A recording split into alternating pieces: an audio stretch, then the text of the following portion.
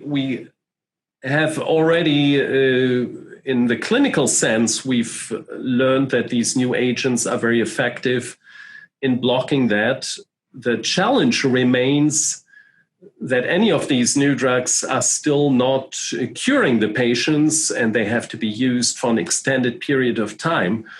So from that sense, we need a better understanding why are some cells resisting and are surviving, maybe even proliferating in patients who are on these continuous long-term treatments. There's still a small fraction of cells which can survive for years and still be detectable in these patients.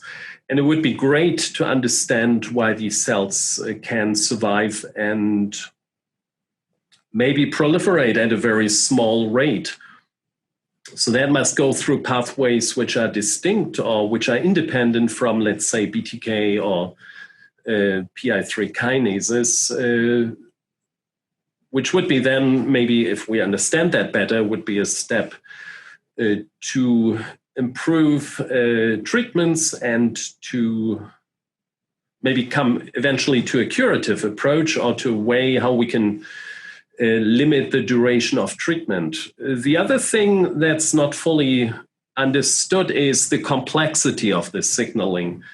And certainly the B cell receptor plays an important role, but normal B cells don't proliferate unless they have other additional signals coming from toll-like receptors, coming from CD40s. So there are other targets in this microenvironment, like the interaction with T lymphocytes, which is so critical for normal B cells to proliferate in germinal centers, that I think we should study that as well to come up with additional treatments maybe, or at least to better understand the disease biology.